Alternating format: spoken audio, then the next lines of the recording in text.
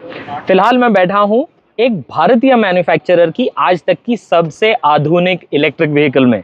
ये है टाटा की हैरियर ईवी। इसे हम कई सालों से देखते आ रहे हैं, आज इसे लॉन्च कर दिया गया है और इसके इंटीरियर में कई सारे फीचर्स हैं जिसके बारे में मुझे आपको बताना है। लेकिन ये वीडियो को शुरू करने के पहले आप कार एंड बाइक हिंदी को सब्सक्राइब कर लीजिए। सब्सक्राइब कर लेंगे तो हर नई गाड़ी, हर नई मोटरसाइकिल, हर नई ईवी सबसे पहले आप देखेंगे हमारे चैनल पे। अब आइए बैठिए मेरे साथ अंदर हैरियर ईवी के, ताकि मैं आपको बता सकूं इसमें क्या कुछ नया है।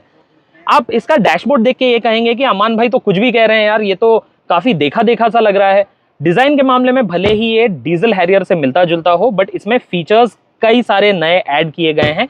सबसे बड़ा चेंज आप देखेंगे यहाँ पे है, ये है एक नया 14.5 इंच डिस्प्ले, जो एक नियो QLED डिस्प्ले है सैमसंग की ओर से। काफी फ्लूइड मालूम हो रहा है, देखने में काफी अच्छा लग रहा है। कलर्स का रिप्रेजेंटेशन बहुत अच्छा है। रिस्पॉन्स के मामले में वैसे ठीक लग रहा है ये अभी फिलहाल, बट इसे जब हम रिव्यू करेंगे तब इसका थोड़ा और हमें अंदाजा मिल जाएगा। इसमें आप देख सकते हैं कई सारे फंक्शंस दिए गए हैं और इसमें आपको एक नया ड्राइव पे का फंक्शन मिलता है, जिसमें आप UPI की मदद से चार्जिंग का पेमेंट कर सकते हैं और फास्ट टैग के पेमेंट्स भी हैंडल कर सकते हैं। इसी के साथ साथ मैं आपको दिखा दूं, इस गाड़ी में आपको 360 डिग्री कैमरा जरूर मिलता है, बट 360 डिग्रीज का ही व्यू नहीं है, आपको 540 डिग्रीज तक का व्यू मिलेगा, क्योंकि हैरियर ईवी में एक ट्रांसपेरेंट मोड है जिसमें आपको गाड़ी के नीचे क्या क्या है वो भी दिखाया जाएगा फ्रंट और साइड कैमरास की मदद से। जिस सीट पे अभी मैं बैठा हूं ये वेंटिलेटेड है, तो आगे की दोनों ही सीट्स वेंटिलेटेड हैं और दोनों पावर एडजस्टेबल हैं। जो ड्राइवर सीट है वो 6 वे पावर एडजस्टेबल है, फ्रंट पैसेंजर सीट 4 वे पावर एडजस्टेबल है। ड्राइवर सीट में मेमोरी फंक्शन भी दिया गया है और मेरे सामने लगा है एक 10.25 इंच का डिजिटल इंस्ट्रूमेंट्स डिस्प्ले। ये हम टाटा की और भी कई गाड़ियों पे देख चुके हैं। यहाँ कंसोल पे आप नजर डालेंगे तो वैसे देखने में तो काफी मिलता जुलता है ये डीजल हैरियर से, बट यहाँ कुछ नए फंक्शंस दिए गए हैं। यहाँ पे आप देखेंगे रॉकेट का साइन बना हुआ है, इससे आपका बूस्ट मोड एक्टिवेट हो जाएगा। बूस्ट मोड में इलेक्ट्रिक मोटर से आपको 30 सेकेंड्स के लिए मैक्सिमम पावर मिलेगी। इसी के साथ साथ आप यहाँ नजर डालेंगे, यहाँ पे स्विच दिया गया है स्पोर्ट मोड का और उसी के ठीक नीचे है APA का स्विच, ऑटोमेटेड पार्किंग असिस्ट, क्योंकि हैरियर ईवी खुद ब खुद पार्क कर सकती है बिना आपके किसी इनपुट के। आपको सिर्फ इस बटन को दबाना है, स्क्रीन पे आपको जैसे ही ऑप्शन दिखेगा पार्किंग का, आप सिलेक्ट करके गाड़ी से या तो उतर सकते हैं या गाड़ी में ही बैठ सकते हैं और गाड़ी अपने आप उस पार्किंग स्लॉट में रिवर्स होके फिट हो जाएगी। इससे कन्वीनियंस जरूर बढ़ेगी। और आप देख सकते हैं यहाँ पे जो डायल दिया गया है, इसमें आपको मल्टी टेरेन मोड्स मिलते हैं, तो इसे सिर्फ घुमाने से आप ये मोड्स में से चूज कर सकते हैं। यहाँ आप देख सकते हैं अभी फिलहाल नॉर्मल मोड है, बट इसे आप स्नो या ग्रास मोड में डाल सकते हैं। आप इसको मड रट्स वाली सिचुएशन में यूज कर सकते हैं इस मोड को। सैंड पे जब आप चलाएं तो ये मोड आएगा। यहाँ पे है रॉक क्रॉल और एक इंडिविजुअल मोड है जिसको आप अपनी चॉइस के हिसाब से सेटअप कर सकते हैं।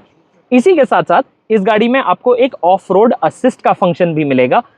ऑफ रोड असिस्ट आपको बेसिकली लो स्पीड क्रूज कंट्रोल देता है, तो जब आप ऑफ रोडिंग कर रहे हो तभी आप गाड़ी की स्पीड को फिक्स कर सकते हैं और गाड़ी अपने आप उस स्पीड पे आगे बढ़ती रहेगी। आपको सिर्फ स्टीयरिंग पे ध्यान देना होगा। और स्टीयरिंग की अगर मैं बात करूं तो स्टीयरिंग तो खैर जाना माना है, 4 स्पोक स्टीयरिंग है, हम इसे पहले टाटा की दूसरी गाड़ियों पे देख चुके हैं। इसमें जो पैडल शिफ्टर्स लगे हैं उससे आप रीजेनरेटिव ब्रेकिंग को कंट्रोल कर सकते हैं। 3 लेवल है रीजन के, लेवल 3 में आपको मैक्सिमम रीजेनरेशन मिलता है और लेवल 1 में सबसे कम, और आप इसे स्विच ऑफ भी कर सकते हैं। बाकी फीचर्स की अगर मैं बात करूं तो यहाँ पे आपको वायरलेस फोन चार्जर मिल जाता है। आगे आप देखेंगे एक टाइप C 45 वॉट का चार्जिंग स्लॉट दिया है और एक टाइप A स्लॉट भी दिया गया है। आपको एक EP भी मिलता है ऑटो होल्ड के साथ। यहाँ कप होल्डर्स दिए गए हैं, बड़ा सा आर्मरेस्ट है और यहाँ पे भी एक 12 वोल्ट का सॉकेट दिया गया है। और इस गाड़ी में आपको एक JBL का 10 स्पीकर साउंड सिस्टम भी मिलता है डॉल्बी एटमॉस के साथ। एक और बेहतरीन फीचर हैरियर ईवी में है इसका इनर रियर व्यू मिरर, क्योंकि जैसा कि आप देख सकते हैं ये एक डिजिटल IRVM है।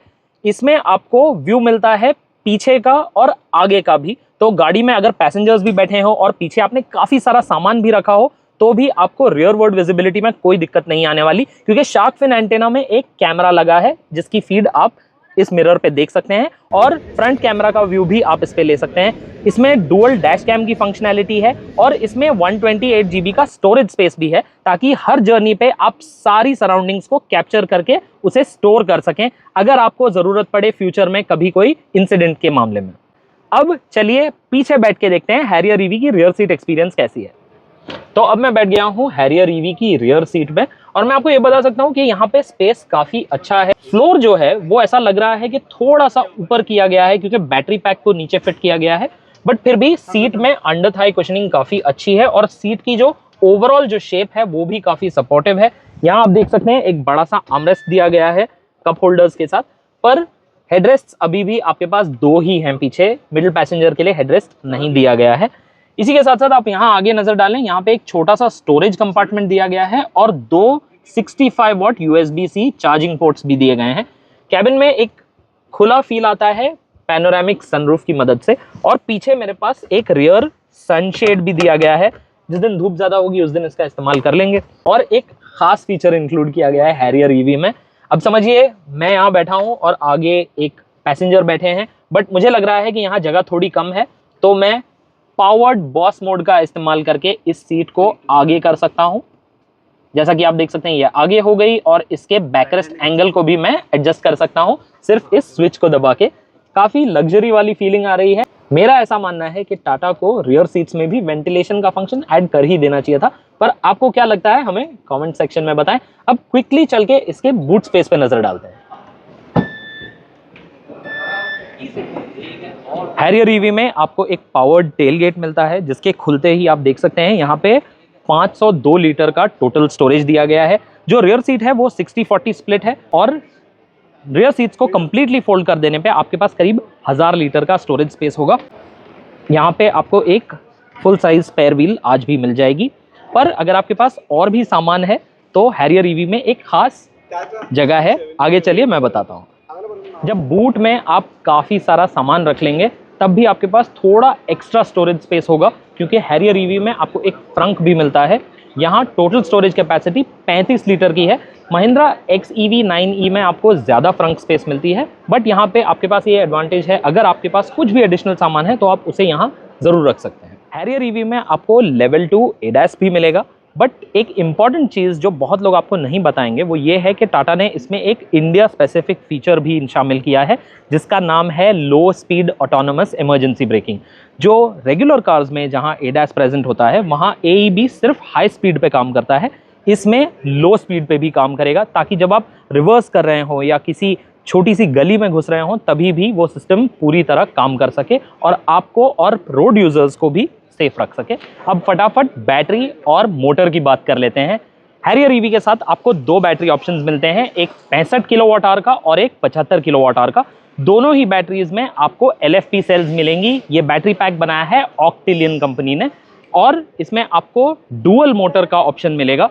जो लोअर एंड वेरिएंट है उसमें आपको सिर्फ सिंगल मोटर ही मिलेगा जो रियर व्हील्स को ड्राइव करेगा और उसकी आउटपुट होगी करीब 235 bhp। जो डुअल मोटर वेरिएंट है उसमें आपको आगे एक इंडक्शन टाइप फ्रंट मोटर मिलता है, जिसकी टोटल आउटपुट है करीब 150 bhp की।